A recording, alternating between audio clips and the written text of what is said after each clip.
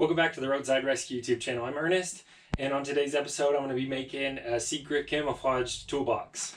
I got the idea for this because I've been using my Ranger for the last year, and when I go out to do like just a normal call-out diagnosis, I only need a few tools. So I normally just have a little basket of tools or a bucket of tools I bring with me. And I recently got this toolbox that's really easy to just take with me. This toolbox has pretty much any tool I would ever need in it on a normal day. I could pull a whole motor with this toolbox. Just wrenches and sockets and stuff. It was important to me to get this one because all the sockets are 6-point. I mean, up until you get to the half sizes, 1/2 inch.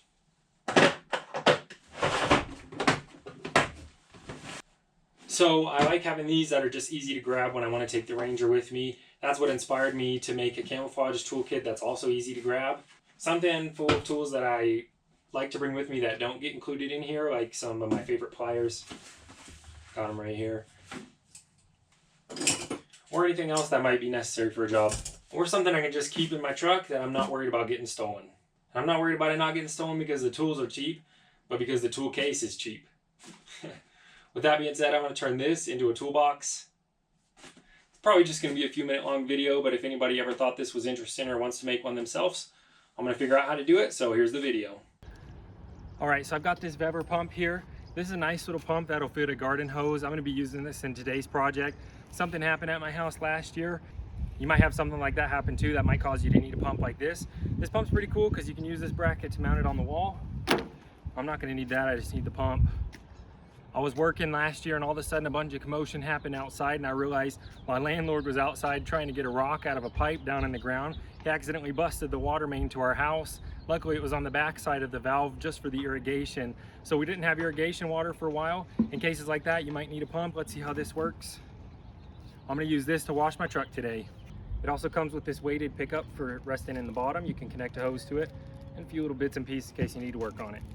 Alright, so I've got the attachment for this to sink down into the water on, the little hose clamp. So I just actually cut the hose that came with it and hose clamp that together since that's how I want to use it. Let's go ahead and hook it up.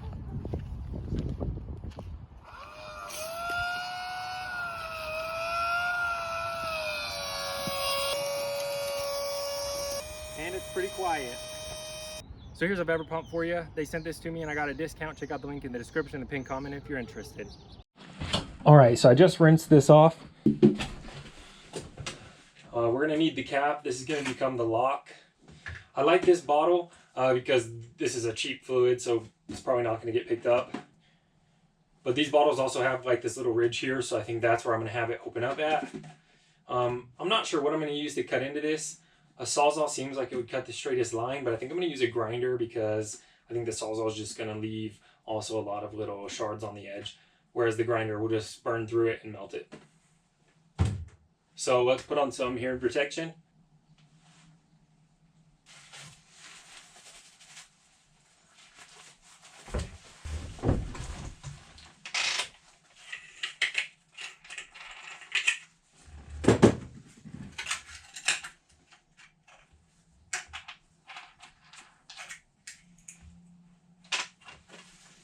Alright, best trick I ever learned was that you don't need the wrench to put these on.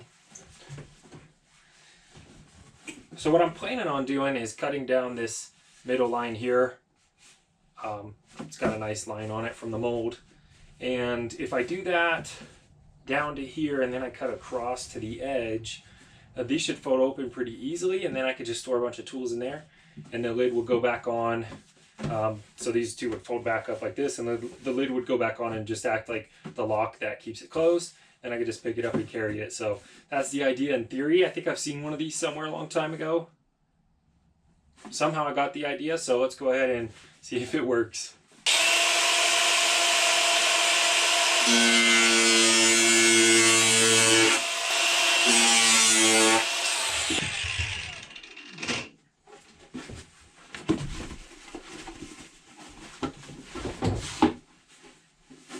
Alright, so I thought I just cut all the way through it.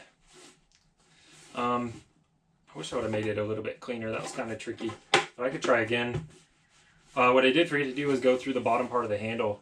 So I'm going to go through that real quick. Okay, well, I'm pretty bummed that this is getting all messed up like that. I think I'm going to try again with the Sawzall.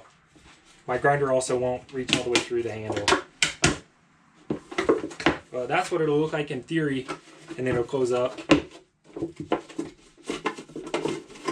Like that, maybe. Alright, I think I've got a better idea, because I didn't like how you could obviously tell there was just a huge gap there from where the grinder blade went in. So I think I'm going to use these shears, which is obviously just going to split it, and then whenever it closes back up, it should line up a lot better, I think. So even the lid wouldn't go on the other one because it was no longer as wide around as the lid. It could squish smaller than the lid and just slide off. So that's obviously not the way to go. I think the Sawzall might do the same thing, so let's try the shears. I mean, there's this hole. I don't know. We'll see. I don't know if cutting through this is going to mess it up. This is my last bottle. That's the only reason I'm a little hesitant.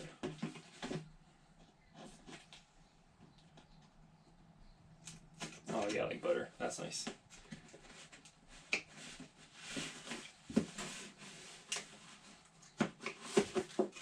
Yeah, this is the way to do it. For sure. See how the bottle, like, by itself automatically just wants to be weird, though? I don't know if that's because it's been in the sun. Maybe I didn't cut the line straight or something. Hopefully that doesn't mess it up. We'll see.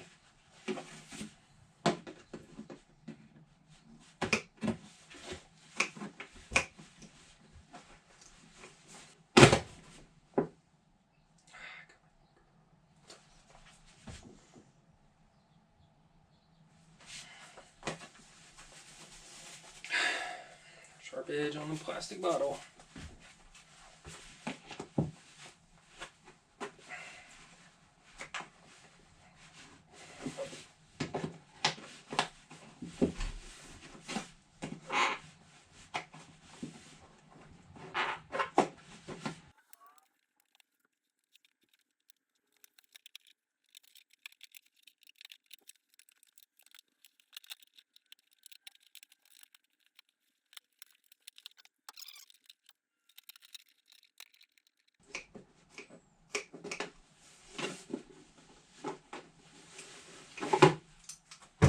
Alright, now let's see if that other lid, the original lid, goes on it better than the other one.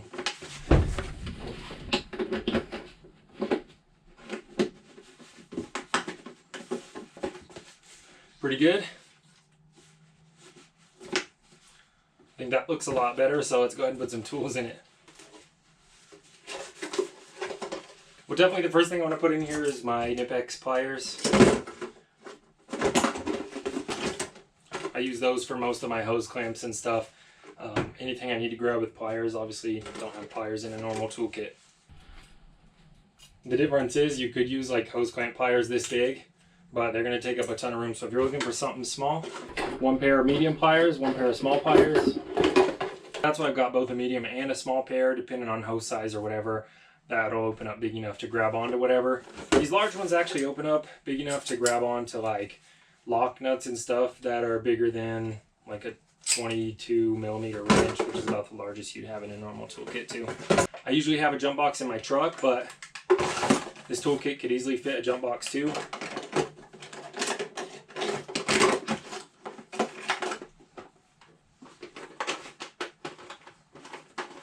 There you go, you can just lock it up, take it wherever you want. It might not be the most useful toolbox, but I've always wanted to make one of these and see if I could put it to use. So I'll use this for a few days and let you know if it's actually useful. Alright, here's what I've been keeping in it. Here's a little clip remover because this gets underneath those clips way better than pliers. Also, a pair of 90-degree pliers. Get around some objects. A little tester. This should probably go back in the little testing basket. And a little 1/4-inch drive flex head ratchet, because the ratchets in here aren't flex head. I said 1/4-inch. I put a 1/4 to 3/8 extension on there so I can use it pretty much for anything I want. So there you go. I'm actually super glad I did this. It's given me a lot of good ideas for some fun little things I want to do in the future. It's a super unique thing to carry tools around in. Everybody who sees it always thinks it's pretty funny. But yeah, it works great as a little non-waterproof carry your tools around looking conspicuous. If you take this into a junkyard, they might ask why you're bringing antifreeze in. You can always tell them it's just a toolkit or something. But it's definitely something that when I was first starting my business, I would have been using a lot more. But it's definitely going to come in handy on the future. If you liked this video, you thought this was cool, leave a thumbs up on the video. If you thought this idea was cool or interesting, please subscribe and hit the thumbs up. Leave a positive comment down below, and I'll see you on the next episode of Roadside Rescue. Check out this video next. I actually like it because look how inconspicuous it looks sitting back there. And when I need just a super simple toolkit, this one's great to come with. You actually don't have to unscrew the cap though. Here's what I've been putting in it. Just a couple of random tools. I had a 14mm spark plug socket. Some of these always come in handy. Obviously, Knipex, you've known that. A pair of cutting pliers made it in there because I didn't have cutters on those Knipex.